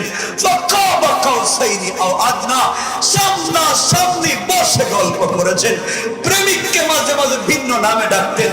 কাফা ইয়া আইন সাদ তোয়া সিন মিম আলিফ লাম রা হা মিম, বিভিন্ন নামে তার প্রেমিককে ডাকতেন। আল্লাহর ভাল লাগে ভিন্ন নামে তার হাবিবকে ডাকলে ভাল লাগে। এই জন্য রক্ত প্রেম করেছেন আমার রসুলের সঙ্গে। মাঝে মাঝে তো আমার রব আমার রসুলকে ডাক দিয়েছেন, ইয়া আইয়ুহাল মুদাসসির ইয়া আইয়ুহাল মুজাম্মিল কুম ফাআনজির ওয়া রাব্বাকা ফাকাব্বির ওয়া সিয়াবাকা ফাতাহহির। ওয়া চাদর ওয়ালা চাদর খোলো। ও কলিজার টুকরা বন্ধু প্রেমিক, তুমি চাদরের নিচে খাদিজাকে নিয়ে ঘুমিয়েছ। আমি প্রেমিক তোমার জন্য ঘুমাই না। ও প্রেমিক, তুমি খাদিজাকে নিয়ে কম্বলের নিচে শুয়ে আছো। আমার ভাল লাগে না, আমি না তোমার সাথে প্রেম করেছি। আল্লাহু আরশে ইস্তাওয়া, আমি আরশে আজিমে ভাল লাগে না। ও বন্ধু তুমি উঠো, তুমি আয়েশাকে নিয়ে ঘুমিয়ে পড়েছো। আমি না তোমার সাথে একটা মিনিট কথা বলতে চাই। আমি না তোমার প্রেমে মশগুল হয়ে গিয়েছি। আমি না তোমাকে কাছে পেতে চাই। আমি না একটা মিনিট কথা বলতে চাই। তুমি কেমনে ঘুমিয়ে থাকো? আমি তোমার জন্য হাউতাস করে ঘুমাই না। লা তাখুযুহু সিনাতুম ওয়ালা নাম, আমার ঘুম আসে না, আমার তন্দ্রা আসে না। একটা মিনিট কথা বলতে চাই। ও বন্ধু আমার প্রেমিক, কম্বল ছাড়ো, বিছানা ছাড়ো, আর ঠান্ডা পানি দিয়ে ওযু করে একবার প্রেমিককে ডাক দে, সিজদায় পড়ে সুবহানা রাব্বিয়াল আলা বলে ডাক দে। আমি প্রেমিক কথা দিলাম আরশে আজিমে থাকবো না, সাথে সাথে তোমার ঘরের দরজায় হাজির হয়ে যাবো। হাজির। রক্ত তার, রক্ত তোমাকে ডাকে, রক্ত তোমাকে কাছে পেতে চায়, রক্ত তোমাকে কাছে নিতে চায়। জোয়ান তোমার গুনাহ হয়ে গিয়েছে, রাত্রবেলা ঘুম থেকে উঠো, রবকে ডাক দে সুবহান বলে। রব ফেরেশতাদেরকে জিজ্ঞাসা করে, ফেরেশতারা বান্দা কি কয়? আল্লাহ বলছে সুবহান, তুমি নাকি পবিত্র। সে অনেক অপবিত্র, জীবনে বহুত নাফরমানি করেছে, বহুত শয়তানি করেছে, আজ স্বীকার করেছে তুমি পবিত্র, আর সে অপবিত্র। রব বললেন সাব্বাহতানি, অবশ্যই তো আমি পবিত্র। বান্দা আজকে স্বীকার করবার কারণে বান্দা সাব্বাহতুকা, তোকে আমি দুনিয়ায় বানাইয়া দিলাম পবিত্র, আর আখিরাতে পবিত্র বানাইয়া জান্নাতের ওয়াদা দিয়ে দিলাম। বান্দা যখন সিজদায় গিয়ে বলে আলা, রব বলেন ও ফেরেশতা বান্দা কি কয়? আল্লাহ ও বলছে আলা, তুমি নাকি বহুত বড়, হে তো বহুত ছোট, জীবনে বহুত অহংকার করছে, আর করবে না বলে দিছে। রব বলছে আলা, আল্লাহ বলছে না আলাইতানি, ওটা তো আমি নিজেই জানি আমি বড়। বান্দা বহুত দিন পরে আমাকে স্বীকার করেছে, আমার কুদরতের কলিজা ঠান্ডা হয়ে গেছে। আলাইতুকা, বান্দা দুনিয়া তোকে বানিয়ে দিলাম বড়, আর আখিরাতে বড় বানাইয়া বহুত বড় বড় লোকের আগে জান্নাতের ওয়াদা দিলাম। ওয়াদা। আল্লাহু আকবার। এজন্য আমরা পার্বতী রবের সাথে সম্পর্ক করতে বলেন না ইনশাআল্লাহ? সবাই বললেন না ইনশাআল্লাহ? আর একটু জোরে বলেন না ইনশাআল্লাহ?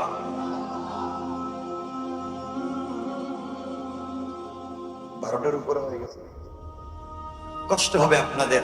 আমি সামনের দিকে যেতে চাই না, একটা কথা বলি আলোচনা আমরা শেষ করব।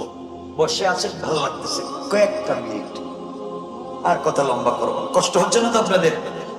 আমি যে কথা বলতে চেয়েছিলাম, রব বলেছেন কোরআন একটা লাইট, রব বলেছেন কোরআন একটা ম্যাগনেট, রব বলেছেন কোরআন একটা আলো, অন্ধকারে লাগিয়ে দিলে মানুষের জিন্দগি চেঞ্জ হয়ে যায়।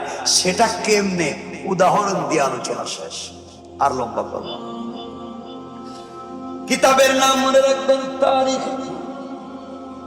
তারিখে ইবনে জারির তাবারি, হানাফি মাযহাবের বড় ইমাম আল্লামা ইমাম আবু বকর জাসসাস আহকামুল কোরআন লিল জাসসাসে ঘটনা নিয়ে এসেছেন। খলিফাতুল মুসলিমিন আমিরুল মুমিনিন সিদ্দিক আকবর রাদিয়াল্লাহু তাআলা আনহু যখন মুসলিম মিল্লাতের খলিফা, মুসলিম জাহানের খলিফা, রাসূল পাকের ইন্তেকালের পরে হযরতে আবু বকর খলিফা, এই রাষ্ট্রের প্রধান বিচারপতি চিফ জাস্টিস হযরতে ওমর, এই রাষ্ট্রের প্রধান পরামর্শদাতা হযরতে আলী এবং উসমান ফজরের সালাতের পরে মসজিদে বসেছে।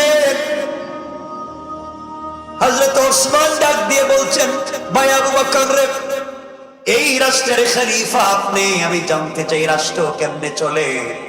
খলিফাতুল মুসলিমিন সিদ্দিক আকবর বললেন, ভাই ওসমান রে, এই রাষ্ট্রের সংবিধান হলো আল কোরআন, এই রাষ্ট্রের সংসদ হলো মদিনার মসজিদ, আর এই রাষ্ট্র চালাই আমি খাদেম। কি জানতে চাও বলো। হযরত ওসমান ডাক দিয়ে বললেন, খলিফাতুল মুসলিমিন আমিরুল মুমিনিন, আপনার কাছে আমি জানতে চাই, আপনি বলেছেন রাষ্ট্র চালান কোরআন দিয়া, রাষ্ট্র যদি কোরআন দিয়া চলে সমাজে ইনসাফ কায়েম হওয়ার কথা। আপনার কাছে আমি জানতে চাই, এই রাষ্ট্রের কোন মানুষ যদি না খেয়ে মারা যায় আপনাকে কিয়ামতের দিন জবাবদিহি করা লাগবে কিনা। খলিফাতুল মুসলিমিন সিদ্দিক আকবর দাঁড়িয়ে গেলেন আর ডাক দিয়ে বললেন, ভাই ওসমান রে, আমার রাষ্ট্রের একটা কুকুর যদি না খেয়ে মারা যায়, একটা বিড়ালও যদি বিনা চিকিৎসা মারা যায়, আল্লাহর আদালতে আমাকে জবাব দেওয়া লাগবে। এই জন্য কোরআন দিয়ে সমাজে ইনসাফ কায়েম করতে চাই।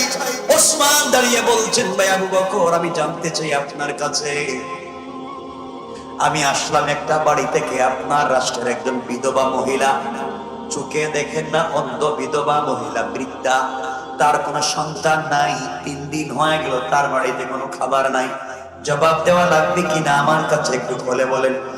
হযরত সিদ্দিক আকবর দাঁড়িয়ে গেলেন, কান্নায় ভেঙে পড়লেন আর ডাক দিয়ে বলেন, ভাই রে, আমি জানতেই পারি নাই, বুঝতে পারি নাই, খাবার নিতে পারি নাই, তুমি খবর দিয়েছো, ওয়াদা দিলা, রাষ্ট্রের বাইতুল মাল থেকে, কোষাগার থেকে ওই মহিলার বাড়িতে প্রত্যেক দিন 3 বেলা খাবারের ব্যবস্থা আমি করে দেব, কথা দিলাম, তুমি আমাকে ঠিকানা দাও।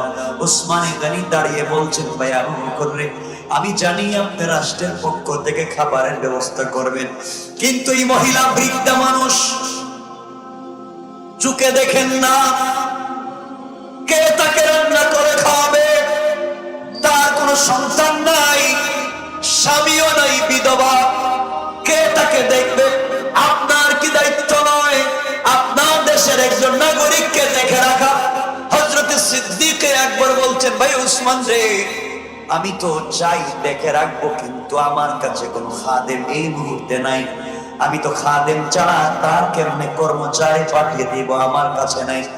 দীর্ঘক্ষণ কথা চলতেছে, পুরা মসজিদে পিনপত নীরবতা বিরাজ করছে, কেউ কথা বলছে না। সবার মধ্য থেকে দাঁড়িয়ে গেলেন এই রাষ্ট্রের প্রধান বিচারপতি চিফ জাস্টিস হযরত ওমর দাঁড়িয়ে গেলেন আর ডাক দিয়ে বললেন, খলিফাতুল মুসলিমিন আমিরুল মুমিনিন হযরত সিদ্দিক আকবর, আপনার কাছে আরজি পেশ করতে চাই। আমি এই রাষ্ট্রের প্রধান বিচারপতি, আপনার কাছে জানতে চাই, এই মহিলার বাড়িতে জানি আপনি খাদেম দিতে পারবেন না, কর্মচারী দিতে পারবেন না, এই সুযোগ আপনার কাছে নাই। আমি ওমর দাঁড়িয়ে আপনাকে বললাম, এই মহিলার বাড়িতে বিনা পারিশ্রমিকে আপনি আমাকে খাদেম বানাইয়া দিতে পারে। আল্লাহু আকবার বলেন। একটা রাষ্ট্রের প্রধান বিচারপতি একজন বৃদ্ধা বিধবা নারীর বাড়িতে বিনা পারিশ্রমিকে খাদেম হতে চায়। ইসলাম মানুষকে, কোরআন মানুষকে কত নমনীয় হতে শিক্ষা দেয়, চমৎকার আদর্শ শিক্ষা দেয়। আজ সমাজে যদি আদর্শ থাকতো, পাতি নেতা পর্যন্ত চুর ডাকাত বদমাইশ হয়ে গিয়েছে, সমাজকে বিকলাঙ্গ করে দিয়েছে। কোরআন যদি রাষ্ট্রের সকল জায়গায় প্রতিষ্ঠিত হয়ে যেত, ইনসাফ কায়েম হয়ে যেত। ইনসাফ।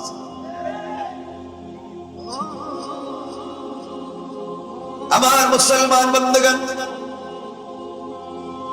এবার সিদ্দিক আকবর বললেন, ভাই ওমর রে, আপনি যদি বলেন এই মহিলার বাড়িতে আপনি কাজ করবেন, বিনা পারিশ্রমিকে খিদমত করবেন, আমি জানতে চাই, কথাগুলা দিল দিয়ে শুনেন, জানতে চাই আপনি কোন টাইমে কাজ করবেন এই রাষ্ট্রের প্রধান বিচারপতি আপনি। হযরত ওমর বললেন, ভাই আবু বকর, আমি অফিসে যাওয়ার আগে সকাল বেলায় মহিলার বাড়িতে কাজ করব, অফিস থেকে বাড়িতে যাওয়ার সময় বিকেল বেলা কাজ করে দিয়ে যাব। সিদ্দিক আকবর এবার বললেন, শোনেন ওমরে ফারুক, আপনাকে বলছি, আপনি নিজের ইচ্ছায় স্বেচ্ছায় বিনা পারিশ্রমিকে দায়িত্ব নিয়েছেন। আপনি যদি দায়িত্ব ঠিক মতো আদায় না করতে পারেন, আমার আদালতে আপনাকে জবাব দেওয়া লাগবে, আল্লাহর আদালতে আপনার বিরুদ্ধে আমি নালিশ করে দেব, কথা যেন মনে থাকে। আমার বন্ধুগণ, পরের দিন সকাল বেলা ফজরের সালাত পড়ে নাস্তা করে হযরতে ওমরে ফারুক মহিলার বাড়িতে কর্মচারীর কাজ করবার জন্য বাড়িতে পৌঁছে গেলেন। দরজা গিয়ে নক করে বললেন, আম্মা জান, ঘরের ভিতরে কি আছেন? আমি আপনার ঘরের নির্ধারিত খাদেম, রাষ্ট্রের পক্ষ থেকে নির্ধারিত খাদেম আমি এসেছি। আপনার ঘরে কি রান্না করে দেওয়া লাগবে? আপনার ঘর কি মুছে দেওয়া লাগবে? আপনার কাপড় কি ধৌত করে দেওয়া লাগবে? জানতে চাই। ঘরের ভিতর থেকে বৃদ্ধা মহিলা জবাব দিচ্ছেন, কে যুবক, তোমাকে চিনতে পারলাম না। তুমি এসেছো, নির্ধারিত খাদেমের কথা বলছো। যুবক করে, আমি তোমাকে জানি নাই। তুমি আসার প্রায় 3 ঘন্টা আগে আরেকজন যুবক এসে আমার ঘরের সবগুলা কাজ করে দিয়ে চলে গিয়েছে। আল্লাহু আকবার। হযরত ওমর আশ্চর্য হয়ে গেলেন, দায়িত্ব আমার, নির্ধারিত দায়িত্ব আমার, কে আদায় করে দিয়ে যায়? কে কাজ করে দিয়ে গেল?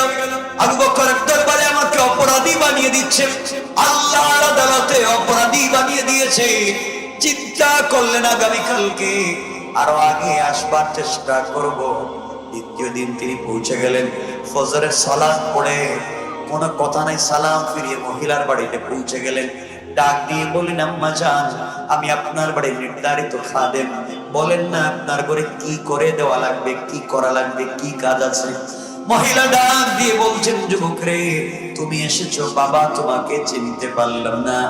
আজ তুমি আসার প্রায় 2 ঘন্টা আগে আরেকজন যুবক এসে আমার ঘরের সবগুলা কাজ করে দিয়ে চলে গিয়েছে। পড়েন সুবহানাল্লাহ। আমার তো আর গরম হয়ে গেলেন, ব্যাপার কি? 2 দিন, প্রথম দিনেই কাজ করতে পারলাম না। চিন্তা করলেন আগামীকালকে ফজরের নামাজের আগে পৌঁছে যাব, কাজ করে সে ফজরের সালাত পড়ব। তিনি ফজরের নামাজের আগে পৌঁছে গেলেন মহিলার বাড়িতে। 3 নাম্বার দিনকে ডাক দিয়ে বলছেন, আম্মা জান, আমি আপনার বাড়ির নির্ধারিত খাদেম, বলেন না কি করা লাগবে, রান্না করা লাগবে কিনা, আপনার খাবার দেওয়া লাগবে কিনা? মহিলা জবাব দিচ্ছেন, যুবককে, তুমি 3য় দিনে এসেছো বাবা, তোমাকে চিনতে পারলাম না। আজ তুমি আসার 1 ঘন্টা আগে আরেকজন যুবক এসে নিজের হাতে রান্না করে নিজের হাতে আমাকে খাইয়ে দিয়ে, আমার ঘর মুছে দিয়ে, আমার কাপড় ধৌত করে, আমার মাথায় হাত রেখে আমাকে বলেছে তার জন্য দোয়া করতে। প্রায় 1 ঘন্টা আগে আমাকে নিজের হাতে খাইয়ে দিয়ে চলে গিয়েছে। পড়েন সুবহানাল্লাহ।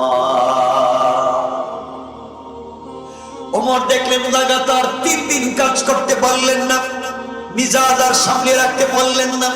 চিন্তা করা, আগামীকালকে তাহাজ্জুদের নামাজের আগে চলে যাব, দেখি তো কে এসে।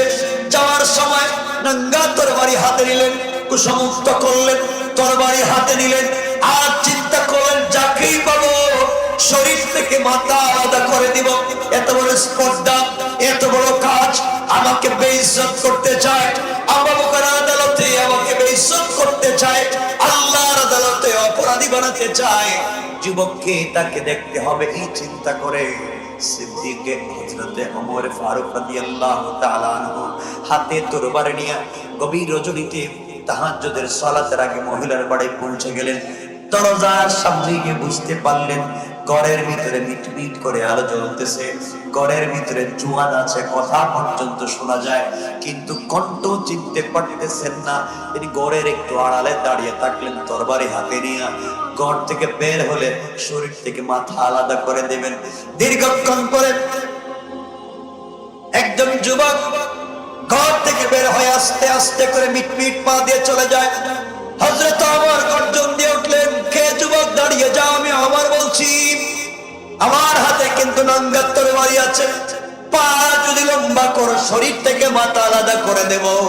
যেখানে আছো ওখানে হাত উঠে সারেন্ডার হয়ে দাঁড়িয়ে যাও। ওমরের কথা শুনে আগন্তুক দাঁড়িয়ে গেলেন, হাত উপর দিকে উঠাইয়া জায়গায় দাঁড়িয়ে সারেন্ডার হয়ে গেলেন। হযরত ওমর তো থরথর করে রাগে কাঁপতেছে, আস্তে আস্তে করে কাছে পৌঁছে গেলেন। সামনে গিয়া সারেন্ডার হয়ে যিনি দাঁড়িয়েছেন তার চেহারার দিকে তাকিয়ে নিজেকে সামলিয়ে রাখতে পারলেন না, আর সহ্য করতে পারলেন না, চিৎকার করে কান্না শুরু করে দিলেন। ঠাস করে হাতে অস্ত্র ফেলে দিয়েছেন, হাউমাউ করে কাঁদতেছে। তাকায়া দেখলেন তিনি আর কেউ না, এই রাষ্ট্রের আর কেউ না, তিনি হলেন এই রাষ্ট্রের খলিফা হযরতে আবু বকর। আল্লাহু আকবার। কাঁদতে লাগলেন আর বললেন, আবু বকর ভাই রে, তুমি এই রাষ্ট্রের খলিফা, তুমি না আমাকে দায়িত্ব দিয়েছো, কেন তুমি এই বাড়িতে আসো, 3 দিন পর্যন্ত কাজ করে দিয়ে তুমি যাও, এই কাজ না আমাকে দায়িত্ব দিয়েছিলা, বলো না তুমি কেন করে যাও? সিদ্দিক আকবর জবাব দিলেন, ভাই ওমর রে, আল্লাহ পাক তোমার আগে আমাকে খলিফা বানিয়েছেন, এর অর্থ হলো তোমার আগে আমাকে জবাব দেওয়া লাগবে। রব বলেছেন, ফামাইয়ামাল মিসকালা যাররাতিন খায়রান ইয়ারা ওয়া মাইয়ামাল মিসকালা যাররাতিন শাররান ইয়ারা।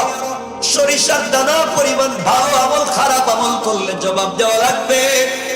আমি চিন্তা করলাম 3 দিন পর্যন্ত মহিলার বাড়িতে আমি খিদমত করতেছি, আর চিন্তা করলাম আমি কি অপরাধ করেছি। রাত্র যখন হয়ে যায়, আল্লাহর আদালতে জবাবদিহিতার ভয় যখন আমার ভিতরে ঢুকে যায়, বিছানায় ফিট লাগে না।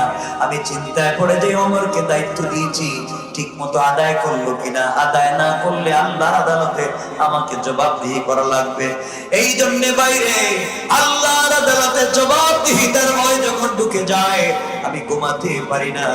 ওই মহিলার বাড়িতে দৌড়ে আসি, নিজের হাত দিয়ে কাজ করে দিয়ে যাই। এমন সময় হযরত ওমর সিদ্দিক আকবরের পায়ের দিকে তাকালেন, তাকিয়ে দেখেন পায়ের মধ্যে কোনো জুতা নাই। ডাক দিয়ে বললেন, খলিফা, আপনি এই রাষ্ট্রের খলিফা, এই রাষ্ট্রের প্রধান প্রেসিডেন্ট, আপনি, আপনার পায়ে জুতা নাই কেন? গভীর রাত্রে জুতা ছাড়া ঘুরেন কেন শক্ত মাটিতে, পাথরের রাস্তায়? সিদ্দিক আকবর জবাব দিলেন, ভাই ওমর রে, আমার টাকা নাই, গরিব মানুষ, কোথায় পাবো চামড়ার জুতা কিনবার মতো টাকা নাই। আমি তো কাঠের জুতা পরি, খড়মের জুতা পরি, শক্ত জায়গায় হাঁটলে খটখট করে আওয়াজ হয়ে যায়। আমি যখন কাজ করতে আসবো, আমি শ্রমিক, আমি এই ঘরের কাজ করার জন্য আসবো। আমার পায়ের জুতার শব্দ শুনে হয়তো কোনো আবিদের ইবাদতে বিঘ্ন ঘটবে, হয়তো কোনো অসুস্থ মানুষ ঘুমিয়েছিল, ঘুম থেকে উঠে যাবে। এই চিন্তা করে আমি সিদ্দিক আকবর পায়ে জুতা দেই না। আল্লাহু আকবার বলেন। তাদের কাছে কোরআন ছিল, কোরআন তাদেরকে কেমনে পরিবর্তন করে দিল। এই জন্য আল্লাহ রাব্বুল ইজ্জত ওয়াল জালাল কোরআনে কারীমের 13 নম্বর পারা 14 নম্বর সূরা ইব্রাহিমের প্রথম আয়াতে বললেন, আলিফ লাম রা কিতাবুন আনজালনাহু ইলাইকা লিতুখরিজান নাসা মিনাজ যুলুমাতি ইলান নূর। আল্লাহ বললেন, বান্দারে, সমাজের যেই জায়গায় তোমরা অন্ধকার দেখবে, অন্যায় অনাচার দেখবে, ওই জায়গায় আমার কোরআন নামক লাইট যদি ফিটিং করে দিতে পারো, লাগিয়ে দিতে পারো, সমাজের কোন জায়গায় অন্ধকার থাকবে না, আলোকিত করে দিবেন স্বয়ং আল্লাহ। সুবহানাল্লাহ। কথা কি বুঝতে পেরেছেন? কথা লম্বা করতে চাই না, 12:30 হয়ে গেছে, এখানে রেখে দিতে চাই। আমার জন্য দোয়া চাই, ও বললাম আপনাদের জন্য দিল থেকে দোয়া।